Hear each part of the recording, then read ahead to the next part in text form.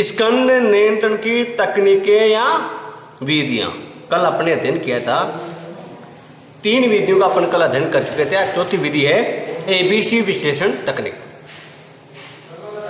ABC विश्लेषण का पूरा नाम सदैव श्रेष्ठ नियंत्रण विश्लेषण है। यानी ए का मतलब ऑलवेज, बी का मतलब बेटर, सी का मतलब कंट्रोल, एक एनालिसिस, विश्लेषण का एनालिसिस, यानी ऑलवेज बेटर कंट्रोल एनालिसिस है। इसका नियंत्रण की तकनीक अपवाद द्वारा प्रबंध विचारधारा से संबंध है।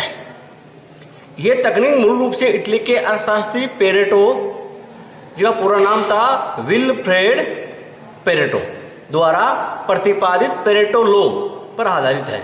इसका नियंत्रण के क्षेत्र में इस तकनीक को लागू करने का श्रेय एच फ्रॉड डेकी को दिया जाता है। वस्तुतः किसी भी कारखाने में स्कंद की सैकड़ों मदें हो सकती है। इन सभी मदों के स्कंद नियंत्रण के लिए समान नीति अपनाना एवं समान तकनीक से मितव्ययी आदेश मात्रा पुनः आदेश बिंदु निर्धारित करना समुचित एवं व्यावहारिक नहीं होता है। किंतु एबीसी विश्लेषण एक ऐसी तकनीक है जो सभी प्रकार के स्कंद मदों के नियंत्रण के लिए उपयोगी हो सकती है। एबीसी विश्लेषण विधि में स्कंद के सभी मदों को निम्नलिखित 3 वर्गों में बांटा जाता है। पहली ए वर्ग। इस वर्ग में स्कंद की उन मदों को रखा जाता है जिनके उपयोग की गति सर्वाधिक होती है। ये मदें सर्वाधिक महत्वपूर्ण एवं मूल्यवान होती है। ऐसी मदें कुल स्कंद संख्या या मात्रा में 10% तक होती है तथा इनका मूल्य कुल स्कंद मूल्य का लगभग 70% तक होता है। सह वर्ग। इस वर्ग में वे मदें सम्मिलित की जाती है जो सबसे कम महत्वपूर्ण होती है तथा कुल स्कंद में इनकी मात्रा लगभग 70% सर्वाधिक होती है, जब इनका मूल्य कुल स्कंद मूल्य का 5 से 10% तक होता है। और तीसरा वर्ग है बी वर्ग। ए तथा सी वर्ग के बीच की स्कंद मदें बी वर्ग में रखी जाती है। ऐसी मदों में कुल स्कंद मूल्य का लगभग 20% भाग लगा होता है। इनकी संख्या भी कुल स्कंद मदों के लगभग 20% तक ही होती है। यह उल्लेखनीय है कि स्कंद के वर्गीकरण में तीनों श्रेणियों के स्कंद की मदों की मात्रा मूल्यों के प्रतिशत में अलग अलग उद्योगों में थोड़ा अंतर हो सकता है, किंतु मूल आधार यही रहता है। उदाहरण के रूप में एबीसी विश्लेषण कोई अपने एक उदाहरण की सहायता से समझ सकते हैं। जैसे एक कारखाने में 5000 स्कंद मधु की संख्या और राशि का एबीसी विश्लेषण किया गया है। जैसे वर्ग है एबीसी, मधु की संख्या है 300, 1500, 3200, कुल मधु का प्रतिशत है 6%, 30%, 64% और कुल मूल्य है 17,000 रुपये, 20,000 रुपये और 10,000 रुपये। और कुल स्कंद मूल्य का प्रतिशत 70%, 20% और 10% और औसत मूल्य है 233 रुपये 3 और 13.3 और 3.1 रुपये। इस टेबल से ये स्पष्ट होता है कि ए वर्ग में 70% मूल्य वाली इकाइयाँ आई है, जबकि इस वर्ग की मध्य कुल स्कंद मधु की मात्र 6% मधु का ही प्रतिनिधित्व करती है। बी वर्ग के मधु का कुल मूल्य स्कंद मूल्य का 20% है, जबकि कुल स्कंद मधु में बी वर्ग की मधु की संख्या 30% है। और सी वर्ग में कुल स्कंद मधु का 64% भाग निहित है, जबकि इन मधु का कुल मूल्य सभी वर्गों के स्कंद मधु के कुल मूल्य का लगभग 10% ही है। इस विश्लेषण से जो स्कंद की सभी मधु को उनके महत्व के आधार पर वर्गीकृत किया जा सकता है। इससे प्रबंधक महत्वपूर्ण स्कंद मधु पर अधिक ध्यान केंद्रित कर सकता है तथा कम महत्वपूर्ण मधु पर नियंत्रण का कार्य अधिनिष्ठ पर छोड़ सकता है। क्योंकि इस विधि में कुछ चुनी हुई अधिक महत्वपूर्ण स्कंद मधु के नियंत्रण पर अधिक ध्यान दिया जाता है, इसलिए इस विधि को चयनात्मक स्कंद नियंत्रण अथवा महत्व अपवाद द्वारा स्कंद नियंत्रण भी कहते हैं। एबीसी विश्लेषण प्रक्रिया एबीसी विश्लेषण की प्रक्रिया प्रोसेस क्या रहती है। किसी संस्था में एबीसी विश्लेषण के द्वारा स्कंद नियंत्रण योजना का क्रियान्वयन करने के लिए निम्नलिखित प्रक्रिया अपनानी पड़ती है। पहली, स्कंद उपयोग समूहों का संकलन। सर्वप्रथम इस संस्था के अभिलेखों से भूतकाल में स्कंद उपयोग के समूहों का संकलन किया जाता है तथा मूल्य ज्ञात किया जाता है। दूसरा, स्कंद उपयोग का अनुमान। पुराने समूहों के आधार पर स्कंद के संभावित उपयोग का अनुमान लगाया जाता है। यह अनुमान स्कंद की प्रत्येक मद के लिए होता है। इसमें मूल्य का अनुमान भी लगाया जाता है। वर्गीकरण।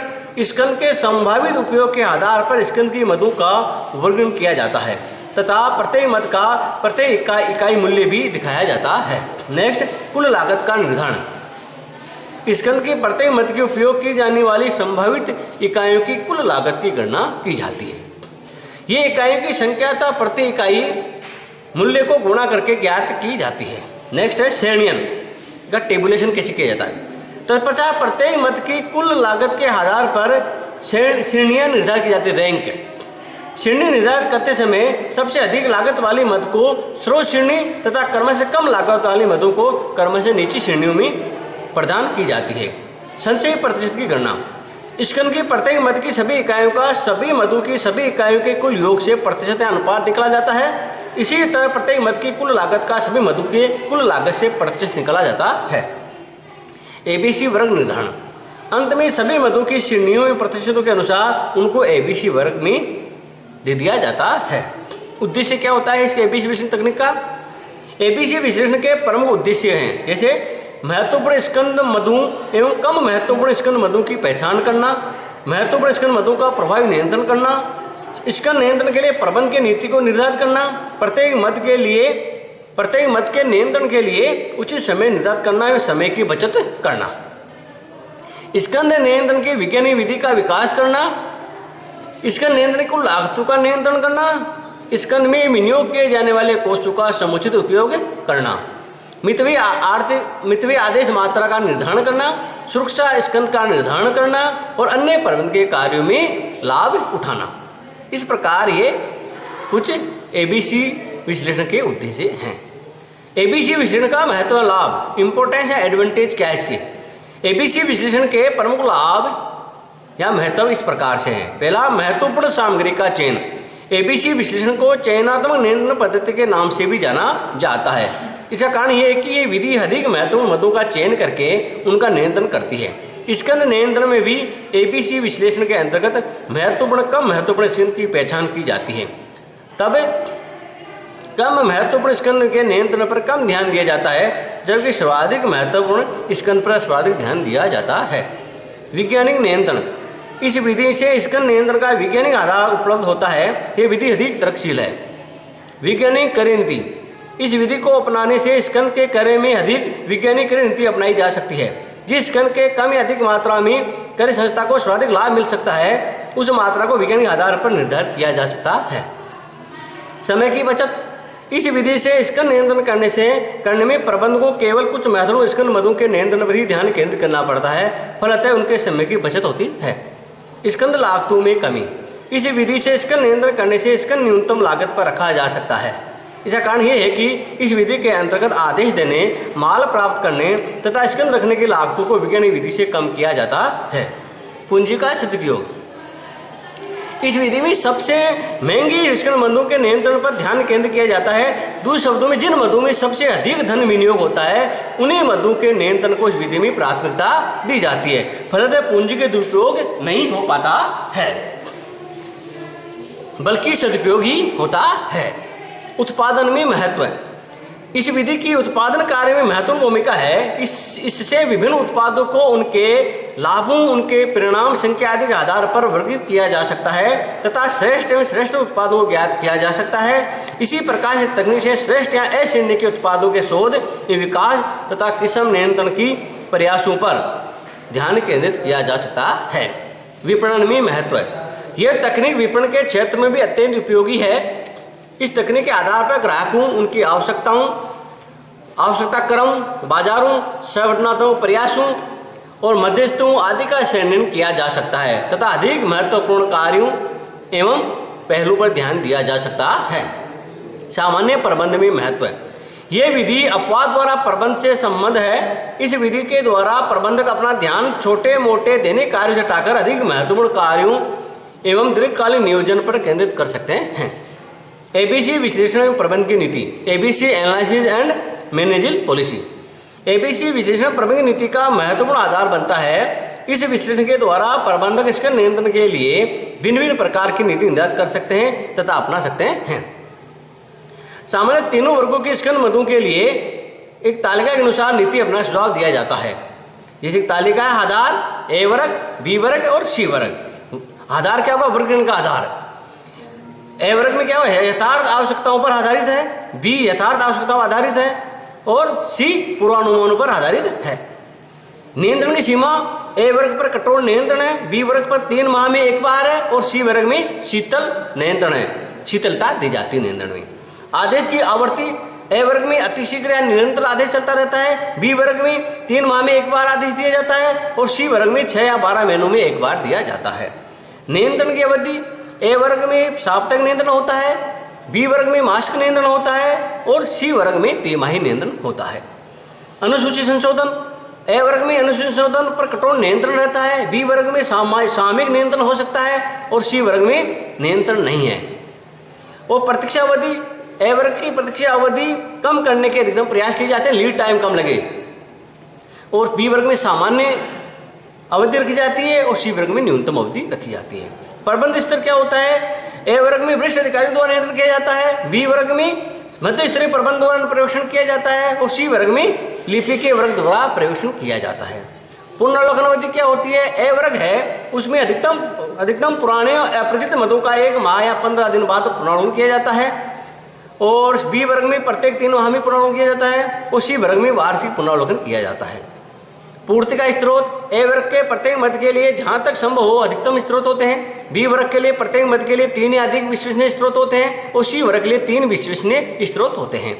सुरक्षा स्कंद ए वर्ग में बहुत कम सुरक्षा स्कंद होता है, बी वर्ग में कम सुरक्षा स्कंद होता है और सी में अधिक सुरक्षा स्कंद होता है।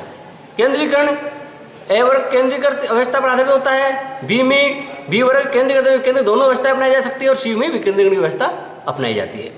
मूल्य विश्लेषण ए वर्ग में कठोर एवं मूल्य विश्लेषण किया जाता है, बी में साधारण मूल्य विश्लेषण होता है और सी में न्यूनतम मूल्य विश्लेषण किया जाता है। लेखांकन ए वर्ग के लिए अलग लेखे बनाए जाते हैं, बी वर्ग के लिए अलग लेखे बनाए जाते हैं और सी वर्ग के लिए सामूहिक लेखे बनाए जाते हैं। सत्यापन ए वर्ग के लिए नियमित सत्यापन किया जाता है, बी वर्ग के लिए सामूहिक सत्यापन किया जाता है और सी वर्ग के लिए वार्षिक सत्यापन किया जाता है। इस तालिका के आधार पर अपन इनका अध्ययन किया है। अब है वेड विश्लेषण तकनीकी। वेड यानी VED, वेड, वी का मतलब विटाल, ई का मतलब एसेंशियल, डी का मतलब डिजायरेबल। विटाल, एसेंशियल और डिजायरेबल विश्लेषण तकनीक। वेड विश्लेषण का पूरा नाम है प्राणाधार या अति महत्वपूर्ण, मूलभूत या अति आवश्यक एवं वांछनीय, यानी विटाल, एसेंशियल एंड डिजायरेबल विश्लेषण। यह विश्लेषण विधि प्राय पुर्जों के स्कंद नियंत्रण में उपयोग में लाई जाती है, किंतु यह अन्य प्रकार के स्कंद के नियंत्रण के लिए भी अपनाई जा सकती है। इस तकनीक के अंतर्गत अतिरिक्त पुर्जों को उपरोक्त 3 वर्गों में जो अपने पढ़े ना पहले ABC उनमें बांट देते हैं। इसमें 3 वर्ग क्या होते हैं? ABC के बजाय क्या होते हैं? विटाल, एसेंशियल और डिजायरेबल। इसमें 3 वर्गों में इनको अपन बांटते हैं। भाई कौन सा महत्वपूर्ण है, कौन सा अति आवश्यक है और कौन सा वांछनीय है, इन 3 वर्गों में बांटकर अध्ययन किया जाता है। उनको 3 वर्गों में अतिरिक्त पुर्जों को बांटा जाता है। ऐसे पुर्जे कुछ समय के लिए अनुपलब्धि भी निर्माण प्रक्रिया दीर्घ काल तक अवरुद्ध कर सकती है तथा इसके परिणामस्वरूप भारी हानि होती है। उन्हीं प्राणाधार या अति महत्वपूर्ण यानी विटाल नाम से जाना जाता है और इस श्रेणी में उन पुर्जों को रखा जाता है। दूसरा है मूलभूत अति आवश्यक वर्ग में उन पुर्जों को रखा जाता है जिनकी कमी कुछ घंटों या 1 दिन से अधिक बर्दाश्त नहीं की जा सकती। ऐसे पुर्जे उत्पादन प्रक्रिया के संचालन में आधारभूत होते हैं। और वांछनीय डिजायरेबल वर्ग में उन पुर्जों को रखा जाता है जिनकी अनुपलब्धि को लगभग सप्ताह तक बर्दाश्त किया जा सकता है तथा इस अवधि में निर्माण प्रक्रिया में कोई अवरोध उत्पन्न नहीं होता है। इसलिए उनको अति महत्वपूर्ण और आधारभूत, अति महत्वपूर्ण हो गया एक वर्ग, तो दूसरा आधारभूत हो गया, तीसरा वांछनीय वर्ग हो गया। इस आधार पर पुर्जों को बांटकर उनका विश्लेषण किया जाता है। अब 6ठी विधि है द्विव बिन तकनीक, 2 बिन टेक्निक। इस तकनीक के अंतर्गत स्कंद की प्रत्येक मद के लिए 2 स्थान या खाने बना दिए जाते हैं, बिन बना दिए जाते हैं। स्कंद की प्राप्ति पुनः आदेश देने के मध्य की अवधि संबंधित स्कंद प्रथम स्थान या खाने में रखा जाता है, जबकि द्वितीय खाने या स्थान पर पुनः आदेश देने में स्कंद प्राप्त होने के बीच की अवधि के लिए आवश्यक स्कंद रख दिया जाता है। दूसरे शब्दों में प्रतीक्षा अवधि में आवश्यक स्कंद को द्वितीय खाने में रख दिया जाता है। लीड टाइम लगता है, लीड पीरियड, उस संबंधित मदों को जो समझता है उसको द्वितीय खाने में उन मदों को रख दिया जाता है। जैसे ही प्रथम खाने का स्कंद समाप्त होता है उस स्कंद मद के करे का आदेश दे दिया जाता है और जब तक नई स्कंद की आपूर्ति होती है तब तक द्वितीय खाने के स्कंद से निर्माण प्रक्रिया जारी रखी जा सकती है। आदेशित माल प्राप्त होने पर उसमें से सर्वप्रथम द्वितीय खाने के स्कंद स्तर को पुनः पूर्ववत बना दिया जाता है तथा शेष स्कंद को प्रथम खाने में रख दिया जाता है।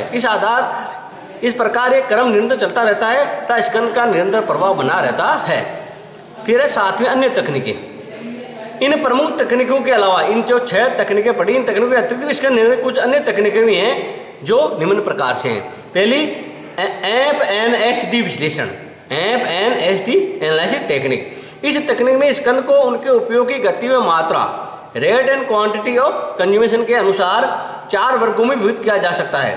प्रथम तीव्र गमन करने वाली मदें यानी फास्ट मूविंग एप आइटम्स। द्वितीय सामान्य गति से गमन करने वाली मदें, नॉर्मल मूविंग यानी एन आइटम्स।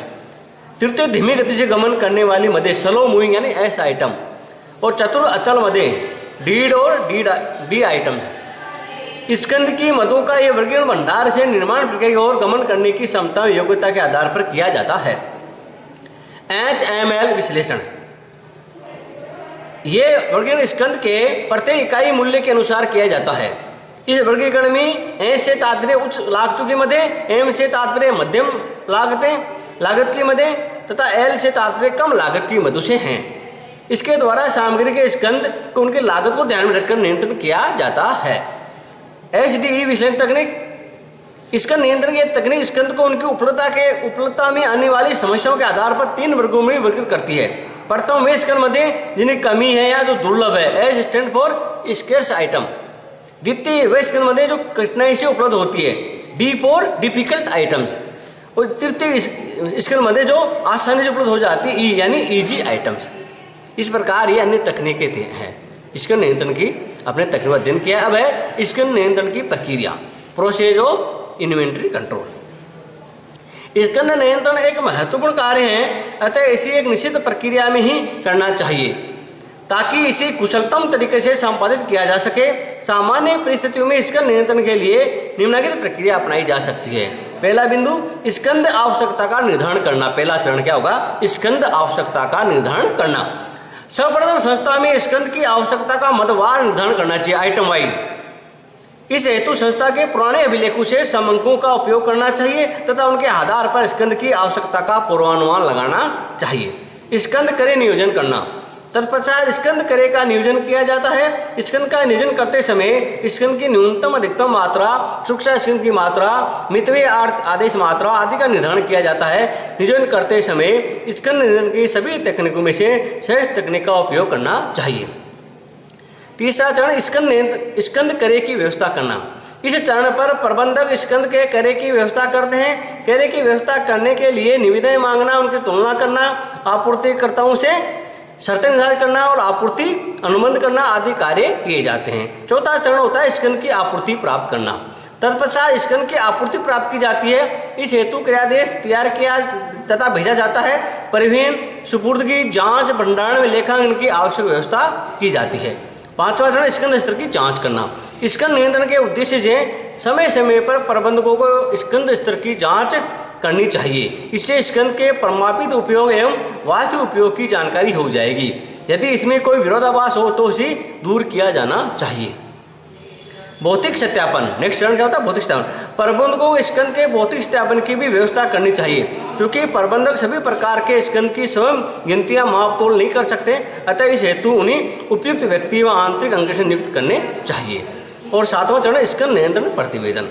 स्कंद नियंत्रण करने के उद्देश्य से प्रबंधकों को स्कंद के संबंध में एक सामयिक प्रतिवेदन की व्यवस्था करनी चाहिए। इस हेतु प्रबंधकों को भंडार अधिकारी या कारखाना नियंत्रण या उत्पादन नियंत्रक को प्रभारी बनाना चाहिए तथा उसी सामयिक प्रतिवेदन प्राप्त करने के लिए उत्तरदायित्व सौंपना चाहिए। इस प्रकार इन बिंदु के चरणों के आधार पर सामयिक नियंत्रण की प्रक्रिया संपन्न की जाती है।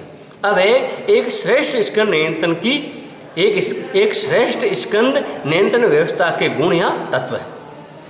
Essential of A sound inventory control system. एक श्रेष्ठ स्कंद नियंत्रण व्यवस्था में निम्नलिखित गुणों, विशेषताओं या आवश्यक बातों का होना आवश्यक है। पहली, मितव्ययी। स्कंद नियंत्रण व्यवस्था मितव्ययी हो, इससे कम लागत पर श्रेष्ठतम रूप से स्कंद नियंत्रण की व्यवस्था हो। दूसरा, सरल। ये व्यवस्था सरल होनी चाहिए, इसी सभी संबंधित व्यक्ति आसानी समझ एवं उपयोग कर सके। फिर है लोचपूर्ण। तीसरा गुण है लोचपूर्ण। ये लोचशील हो, इसमें परिस्थितियों के अनुसार परिवर्तन एवं समायोजन किया जा सकता हो, वो जटिल नहीं हो, यानी लोचपूर्ण हो। चौथा, उत्पादन में निरंतरता। इसका नियंत्रण व्यवस्था उत्पादन प्रक्रिया में निरंतरता बनाए रखने में योगदान देने वाली होनी चाहिए। अवरोध या संकट उत्पन्न करने वाली अच्छी से अच्छी व्यवस्था निरर्थक होती है, यानी उत्पादन में निरंतरता बनी रहनी चाहिए। पांचवा, समयानुकूल या आधुनिक।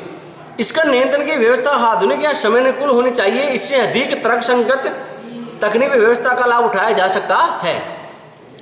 उद्देश्यों के अनुरूप स्कंद नियंत्रण की व्यवस्था स्कंद नियंत्रण के उद्देश्यों के तथा संस्था के उद्देश्यों के अनुरूप होनी चाहिए। व्यवस्था उद्देश्यों की पूर्ति में योगदान देने वाली होनी चाहिए, वो उद्देश्यों को प्राप्त करने में सहायक होनी चाहिए। नेक्स्ट है सुदृढ़ निरीक्षण। स्कंद नियंत्रण की व्यवस्था में सुदृढ़ निरीक्षण व्यवस्था होनी चाहिए, इससे स्कंद के दुरुपयोग की संभावना नहीं रहती है। सत्यापन व्यवस्था। अच्छी स्कंद नियंत्रण व्यवस्था में स्कंद के सत्यापन की व्यवस्था भी पर्याप्त व्यवस्था होती है, सत्यापन की भी पर्याप्त व्यवस्था की होती है। इससे स्कंद की प्रत्येक मत का यथा समय भौतिक सत्यापन होता रहता है। सुरक्षा व्यवस्था। स्कंद नियंत्रण व्यवस्था अधूरी होगी यदि स्कंद भंडारों पर पर्याप्त सुरक्षा नहीं होती है, अतः स्कंद की पर्याप्त सुरक्षा व्यवस्था होनी चाहिए। जोखिमों का बीमा। स्कंद नियंत्रण की सुदृढ़ता बनाए रखने के लिए जोखिमों का पर्याप्त बीमा होना चाहिए। जोखिमों से उत्पन्न पारिणामिक हानियों का बीमा भी करवाया जाना चाहिए कि ये हानि हो सकती है। प्रतिवेदन। स्कंद नियंत्रण को सुदृढ़ बनाए रखने के लिए स्कंद नियंत्रण से संबंधित सतत प्रतिवेदन की व्यवस्था भी होनी चाहिए। इसका दायित्व समुचित अधिकारी को सौंप देना चाहिए। इस प्रकार अपन ने आज स्कंद नियंत्रण की कुछ तकनीकों का अध्ययन किया है, विधियां हैं तकनीकों का। दूसरा, आपने स्कंद नियंत्रण की प्रक्रिया के बारे में अध्ययन किया है। तीसरा, एक श्रेष्ठ स्कंद नियंत्रण व्यवस्था के गुण या तत्वों के बारे में अपने अध्ययन किया है। इस आधार पर अपन ये निष्कर्ष निकाल सकते हैं कि स्कंद नियंत्रण एक अति आवश्यक प्रक्रिया है जो किसी संस्था या उपक्रम में अपनाने की जरूरत होती है। धन्यवाद।